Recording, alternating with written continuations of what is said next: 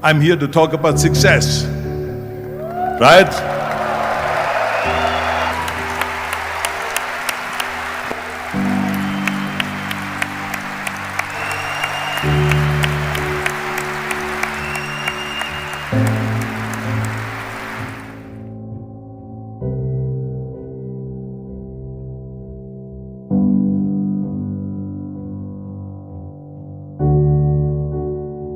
Now let me get right away to the first rule of success. The first rule of success is to have a vision. You see, if you don't have a vision of where you go, and if you don't have a goal where you go, you drift around and you never end up anywhere. It's like you can have the best ship in the world, you can have the best airplane in the world. If the pilot or the captain doesn't know where to go, it would just drift around. It would not end up anywhere, or most likely in the wrong place.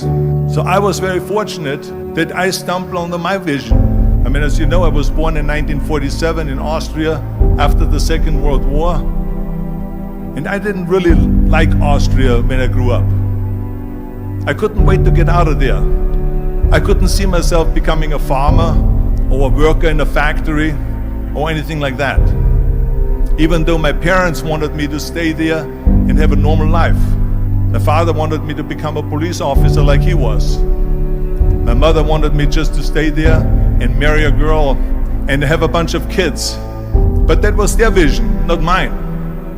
My vision was totally different. I felt that I was born for something special, for something unique, for something big. So I was searching. Then one day I went to school. I remember I was 11 years old, and they showed a documentary about America. And all of this stuff, and I said to myself, that's where I want to be. I don't want to be around here with these little farmhouses and these little buildings, and everything is old. I want to be in America. But now the question was just, how do you get to America? In those days, it was a very expensive trip. It's not like today. So again, I was very fortunate that one day after school, I walked by a store in Graz. And it was the only store that really sold kind of American stuff. So I went inside and I looked around and I looked at this stuff, and then I saw a magazine. I saw a bodybuilding magazine that had Reg Park on the cover. Reg Park was then a 3-time Mr. Universe. And I saw him on the big screen as Hercules. And on the cover it said, how Reg Park, Mr. Universe, became the Hercules star. So I looked at the cover and I said to myself, I got to get this magazine. So I bought the magazine, I took it home and I read it over and over from the front page to the back. It had everything in there, how he trained, how he was working out in Leeds, England, in a factory town, how he worked out every day for 3-4 hours and became the strongest man of Europe, and how he won Mr. Europe, Mr. Great Britain, and then eventually Mr. Universe. And how he won the second Mr. Universe and the third Mr. Universe, and how he was discovered to play the starring role in Hercules. I read that and I said to myself, wow, this is the blueprint for my life. This is exactly what I want to do. I want to become a bodybuilding champion just like Reg Park. I want to get into movies just like Reg Park. And I want to make millions of dollars and be rich and famous just like Reg Park. Do you know how great it felt that I knew where I was going? Imagine the majority of people don't know where they're going. I knew where I was going. So it was just a question of how do you do it? I was so relieved. Because when you have a goal, when you have a vision, everything becomes easy. So I knew where to go. So people always ask me, when they saw me in the gym in the pumping iron days, they said, why is it that you're working out so hard? 5 hours a day, 6 hours a day, and you have always a smile on your face. The others are working out just as hard as you do, and they look sour in the face. Why is that? And I told people all the time, I said, because to me, I'm shooting for a goal. In front of me is the Mr. Universe title. So every rep that I do gets me closer to accomplishing that goal, to make this goal, this vision turn into reality. With the age of 20, I went to London and I won the Mr. Universe contest as the youngest Mr. Universe ever. And it was because I had a goal. And this is no different than anything else, what I'm talking about. This is not just about bodybuilding. It was the same in acting. And the same thing is also in politics. I remember that in politics, I had a very clear vision that I will be the leader of California. This is as far as I could go because I was not born in America, so I could not run for president. So being the governor of the 5th largest state was for me really the ultimate title, the ultimate accomplishment in politics. So even though people came up to me and says, why don't you go and run for something smaller, you're never gonna make it. I ran for governor, and then 2 months later I became governor of the state of California. Again, because I had a very clear vision what I'm gonna do with California. So let me tell you something, visualizing your goal and going after it makes it fun. You got to have a purpose no matter what you do in life. You got to have a purpose. So that's rule number 1, have a vision.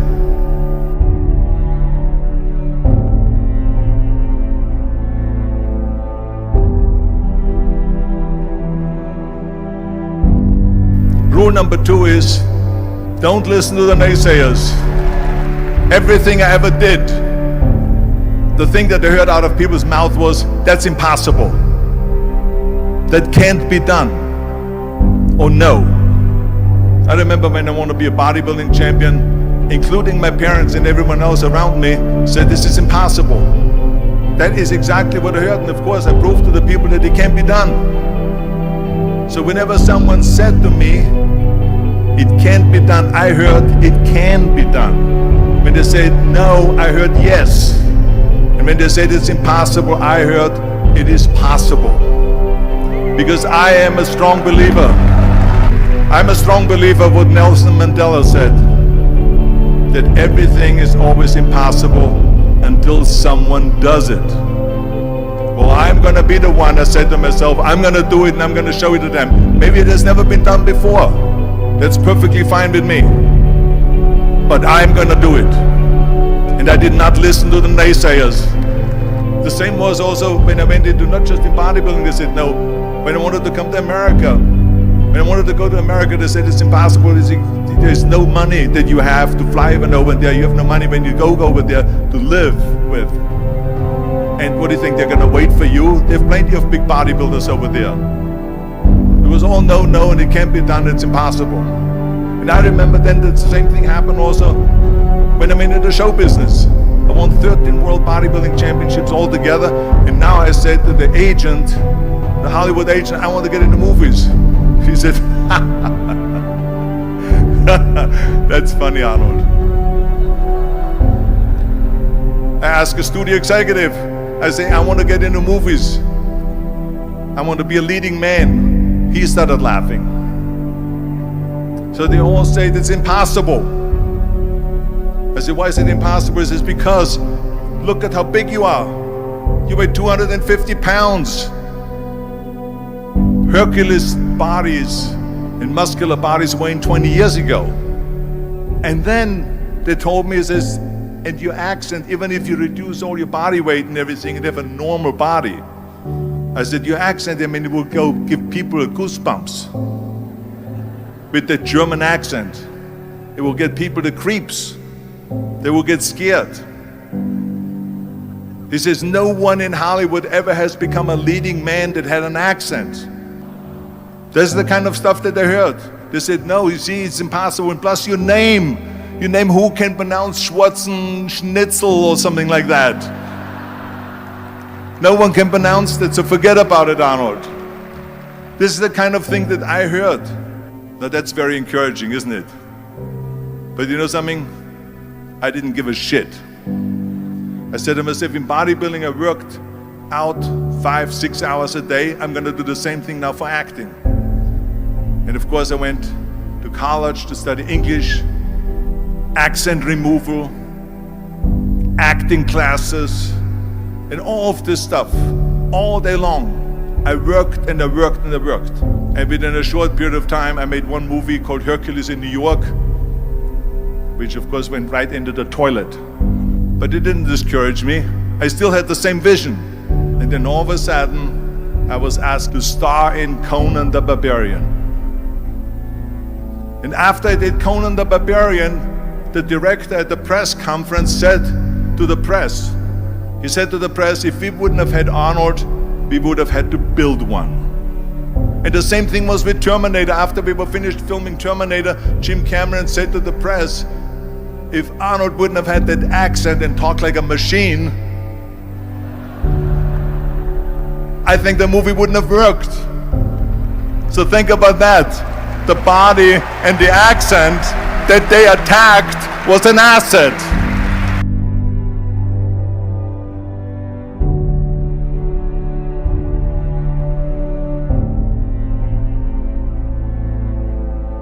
And the next thing, the third point that I'm going to make to you is work your ass off. There is no magic pill. There is no magic out there. You cannot get around. You have to work and work and work. And it drives me crazy when people say they don't have enough time to go to the gym for 45 minutes a day and work out. Or to do something for 45 minutes to an hour a day to improve. If it is physically improve or if it is mentally to improve. Imagine you read 1 hour a day about history. How much you will learn after 365 hours in 1 year. Imagine if you will work on the business, on some business that you want to develop every day for an hour. Imagine how further along you will go and get. So it drives me nuts because when people say we don't have the time, we have 24 hours a day. We sleep 6 hours a day, so that gives you still 18 hours. So there's someone shaking their head out here in front. They say probably, I don't sleep 6 hours, I sleep 8 hours, right? Or just sleep faster. So we have 18 hours a day. The average person works around 8 to 10 hours. So let's assume it's 10 hours, so we have 8 hours left. Then you travel around an hour a day, maybe 2 hours a day. So now you have still 6 hours left. What do we do with the 6 hours? Then we eat a little bit, then we schmooze a little bit, talk a little bit to people and all that stuff. But you can see how much time there is available if you organize your day. So you got to work hard. I mean, let me tell you something. When I went to America, I went to college. I went and worked out 5 hours a day. And I was working on construction. Because in those days in bodybuilding, there was no money. I didn't have the money for food supplements or anything. So I had to go to work. So I worked on construction. I went to college. I worked out in the gym, and at night from 8 o'clock at night to 12 midnight, I went to acting class 4 times a week. So I did all of that. There was not one single minute that I wasted. I became very friendly with Muhammad Ali in the 70s. And Muhammad Ali worked his butt off. And I saw it firsthand. And I remember that there was a sports writer that was there in the gym when he was working out and he was doing sit-ups. And they asked him, how many sit-ups do you do? And he said, I don't start counting until it hurts. Now think about that. He doesn't start counting his sit-ups until he feels pain. That's when he starts counting. That is working hard. And so you can't get around the hard work. It doesn't matter who it is.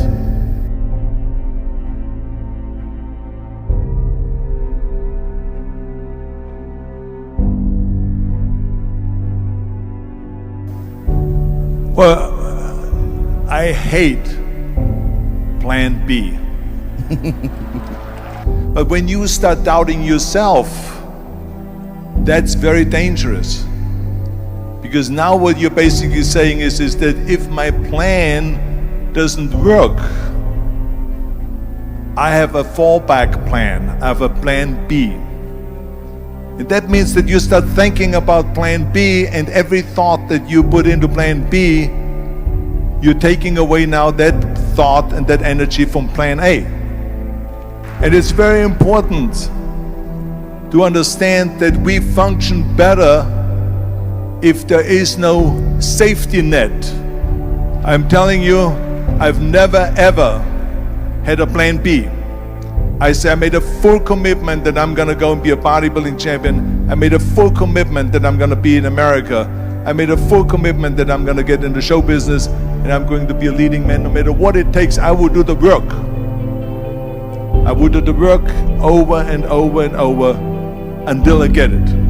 And the reason, one of the main reasons why people want to have a plan B is because they are worried about failing. What is if I fail, then I don't have anything else? Well, let me tell you something, don't be afraid of failing, because there's nothing wrong with failing. You have to fail in order to climb that ladder. There's no one that doesn't fail. Michael Jordan said in one of his interviews, when they said, "You're unbelievable, you're the greatest basketball player of all times." I mean, tell me about that. And he says, well, you're just mentioning the successes. But he says, for me to become the greatest basketball player, I missed 9,000 shots when I was playing basketball at the NBA games. Does it make him a failure? No. He's one of the greatest basketball players of all times, but he failed 9,000 times. Do you get it? We all fail. It's okay. What is not okay is that when you fail, you stay down. Whoever stays down is a loser. And winners will fail and get up. Fail and get up. Fail and get up. You always get up. That is a winner. That is a winner.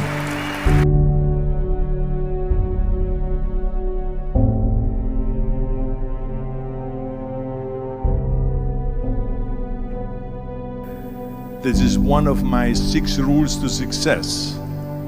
You can only feel complete as a person if you think about what can you do for your fellow member around you that maybe needs help. I was an immigrant going to America, and I saw how America was the most generous country in the world. I mean, they opened up their arms to me, they helped me, they invited me for Thanksgiving dinner, the people.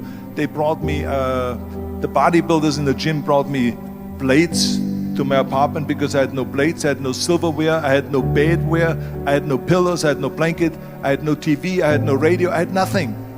They brought it to my apartment. And I said to myself, as an immigrant that is being embraced with open arms, that I need to go and make sure that I give something back. And this is when I started feeling obligated, and I said to myself, so what can I do? I'm a bodybuilder, what can I do? Well, then I realized, when I saw Special Olympics, that I can help and train Special Olympians. And so we started getting involved in Special Olympics, and in no time, I proposed to them to start powerlifting in Special Olympics. And it became the #1 sports in Special Olympics, powerlifting. They always have a packed hall of 5,000 people.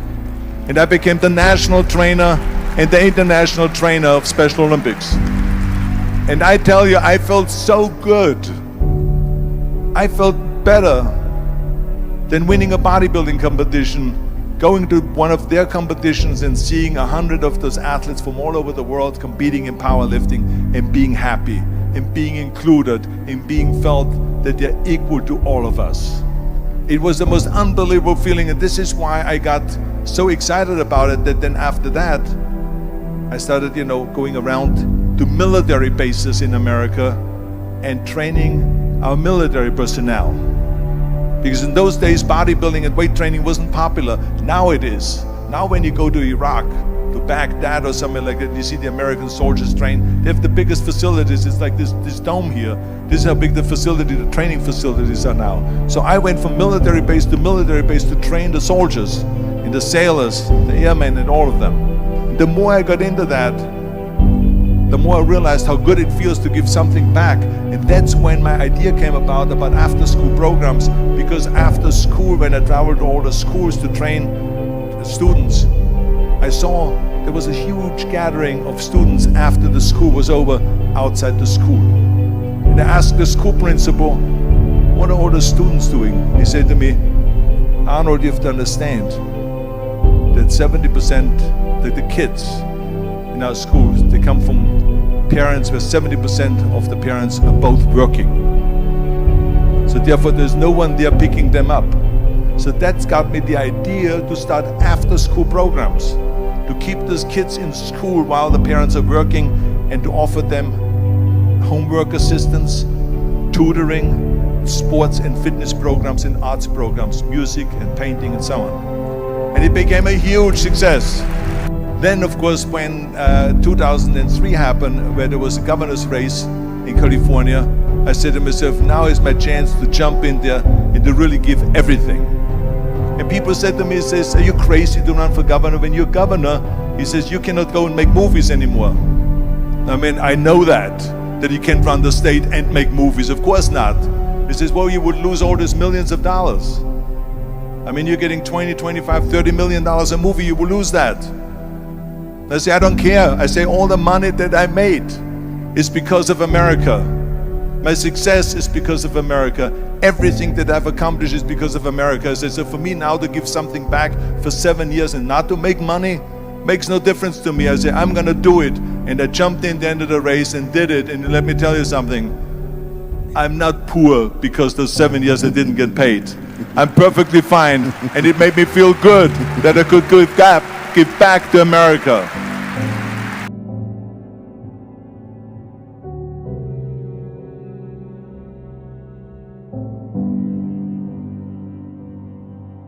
Well, I think that every day we are benefiting from someone helping us. That's why I said earlier, there's no such thing as a self-made man. I mean, when you think about it, you're born and you need your parents to raise you. You need your teachers to teach you. You need your coaches to do sports. And so when I think about back of the people that helped me, I remember that everything I did always needed help. Think about it when someone says, Arnold, you're the greatest self-made man. I said, you can call me anything you want, but don't ever call me self-made man. I said, because I did not get to that point by myself. I mean, think about just to be successful in the movies. The only one that makes you successful in the movie is the people that go to see the movie. So how can you say to your self-made man when you need millions and millions and millions of people all over the world to go and see your movie? So people, then the press looks at it and says, this guy is a big box office success. It's the people, it's you. Imagine if Jürgen and I both think that we're self-made people and this hall right now is empty. No one here. Do you think this will be a successful conference? No. Who makes it successful is not him and me. We are just one little molecule that is added to the equation.